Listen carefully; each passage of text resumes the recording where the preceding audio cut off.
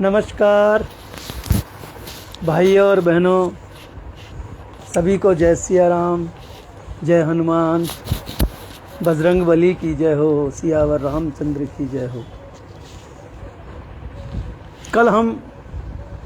कल से हमने नीति सार पर चर्चा करी थी और करते रहेंगे। नीति क्या है,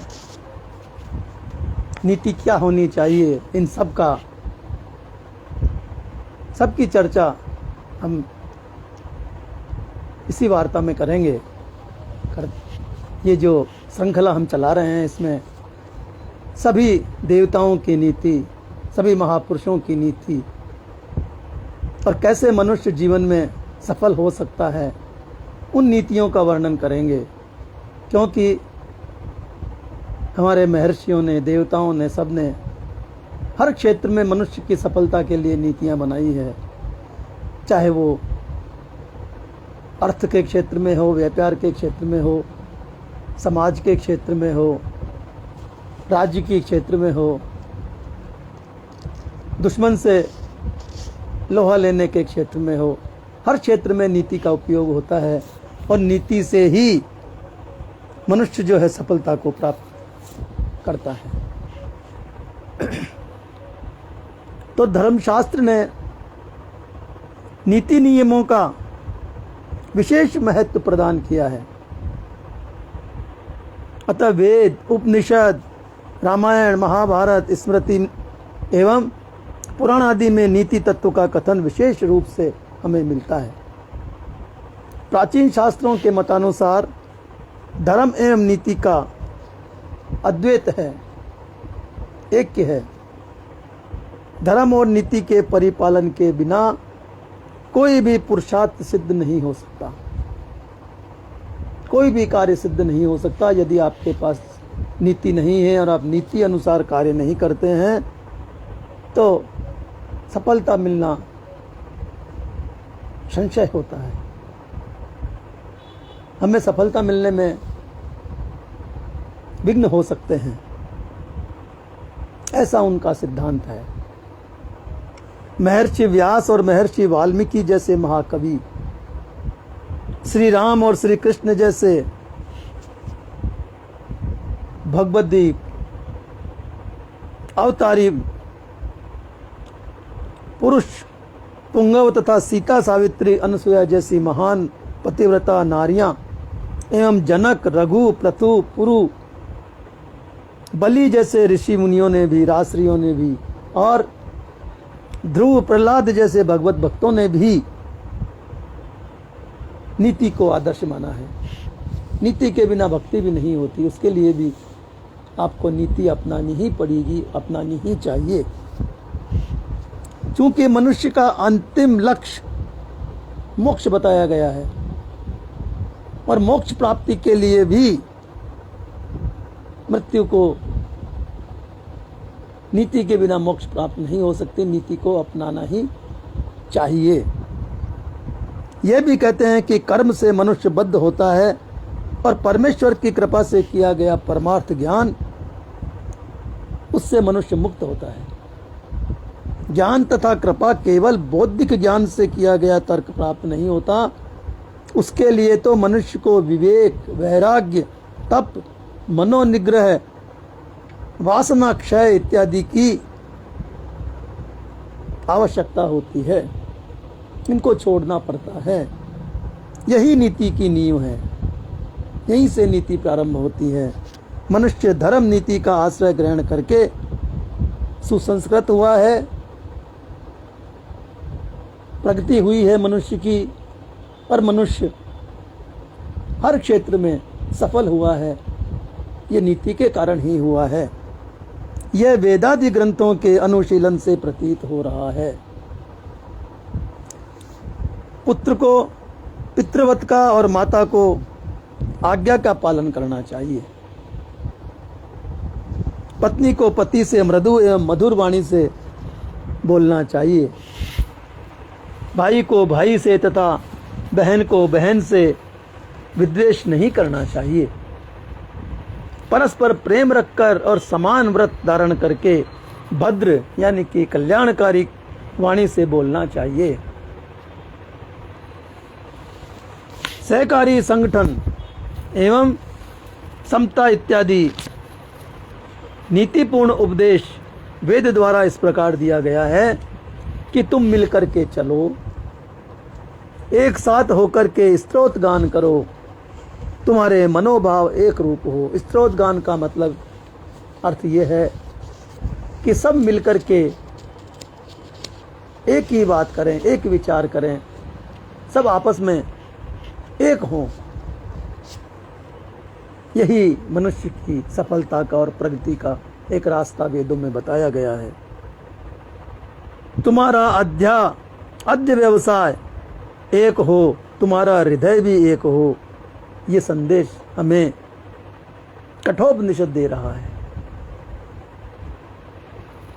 परमात्मा हम दोनों का रक्षण करे, हम दोनों का पालन करे, हम दोनों का एक ही समय सामर्थ्य संपादन करावे। अगर मनुष्य बिना भागीदारी के कोई कार्य नहीं कर सकता, अकेला कोई कार्य नहीं कर सकता और अकेले से कार्य करना संभव भी नहीं है। किसी न किसी का सहकार तो उसे चाहिए ही चाहिए, सहायता तो चाहिए ही चाहिए। बिना सहायता के अकेला मनुष्य कुछ नहीं कर सकता। तो इसमें यही कहा गया है कि जिसके साथ आप कार्य कर रहे हैं उसका और आपका हृदय एक होना चाहिए, उसका और आपका मन एक होना चाहिए, आपका और उसका विचार एक होना चाहिए, तभी आप सफलता को प्राप्त होंगे। ऐसे अनेक नीति वचन वेद वांग में प्रदर्शित होते हैं। नीति पालन का तात्पर्य यह है कि परिवार, स्वयं समाज और राष्ट्र के उस पार दृष्टिक्षेप करके हम अखिल मानव जाति तथा प्राणी मात्र से प्रेम का व्यवहार करें, विश्व बंधुत्व का उदात्त भाव रखें तथा सभी के साथ मैत्रीपूर्ण व्यवहार करें। ये नीति कहती है। ऐसा अत्यंत विशाल और उदार मनोभाव प्राचीन ऋषियों ने अभिव्यक्त किया है। ऋषि मुनियों का यही नीति थी, यही विचार थे, यही उनका आचरण था। प्राणी मात्र के प्रति मैं मित्र भाव से ही देखूं और मेरे मन में सभी अपवित्र विचार श्रृंखलाएं नष्ट हो जाएं। मेरे मन में किसी के भी विषय में शत्रु भाव न हो, कोई बड़ा हो अथवा छोटा हो, मेरा स्नेह भाव उन पर सदा हो। ऐसी प्रशस्त नीति की प्रार्थना वेदों में की गई है। नीतिकारों ने सत्य वचन तथा मृदु भाषण पर अत्यधिक बल दिया है। आप जब भी बोलें मीठा बोलें, मधुर वचन बोलें, सोच समझ करके बोलें। सत्य जीवन का वह अकाट्य धर्म है। अगर सुखी रहना है, सत्य रहना है, सत्य का अर्थात होता है सब चीजें नियम अनुसार चलें, वेदों के अनुसार चलें, वही सत्य है। जिसने मनुष्य को सामाजिक तथा व्यावहारिक जीवन में प्रतिष्ठा प्रदान की है वही सत्य है। साथ ही परलोक का मार्ग भी प्रशस्त किया है नीति के द्वारा। मुंडकोपनिषद उद्घोष करता है, सत्यमेव जयते नानृतम। विजय सत्य की ही होती है, असत्य की नहीं होती है। सत्य की विजय होने में समय लग सकता है, लेकिन सत्य ही जीतेगा, असत्य हमेशा हारता है। कभी न कभी असत्य की पराजय होती है और वो फिर असत्य का साथ देने वाला भी हाथ मलता रह जाता है, उसे उसका दंड भोगना ही पड़ता है। पृथ्वी में धारण करने की क्षमता सत्य से ही आती है। सत्य के कारण ही सूर्य तपता है, सत्य के बल पर ही वायु का संचारण होता है तथा सर्वस्व को प्रतिष्ठा भी सत्य से ही प्राप्त होती है। गोस्वामी तुलसीदास जी कहते हैं कि धर्म न दूसर सत्य समाना, आगम निगम पुराण बखाना। अन्यत्र उसकी अभिव्यक्ति भी मिल जाती है। सत्य मूल सब सुकृत सुहाए, वेद पुराण विदित मनु गाए। सत्य ही सुकृत है, सत्य ही सत्य कर्म है, सत्य से ही सफलता प्राप्त होती है। ये वेद पुराण और मनुस्मृति में भी कहा गया है। कबीरदास जी भी इस बात को मानते हैं। उनकी भी मान्यता है कि सत्य के बराबर कोई तप नहीं है और झूठ के बराबर कोई पाप नहीं है। साच बराबर तप नहीं, झूठ बराबर पाप। तथा जिसके हृदय में सत्य का वास है, वहाँ भगवान का निवास है। जाके हृदय साच है, वाके हृदय आप। आपका मतलब है प्रभु, स्वयं। स्वयं भी भगवान है, स्वयं की आत्मा भी ईश्वर है। ऐसी बानी बोलिए मन का आपा खोय, ओरन को शीतल करे आप ही शीतल हो। कबीरदास जी कह रहे हैं कि मनुष्य को हमेशा ऐसे वचन बोलने चाहिए, ऐसी वाणी बोलनी चाहिए कि क्रोध में भरा हुआ मनुष्य भी शांत हो जाए।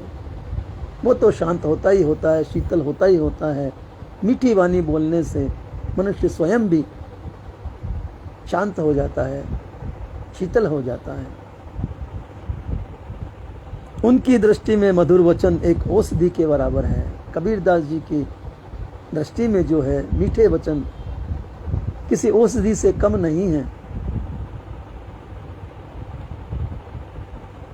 ये तीर कटु वचन जो होते हैं वो तीर के समान होते हैं, जहर में बुझे हुए तीर के समान होते हैं, जो जिसके लिए बोले जाते हैं उसको बेंध देते हैं।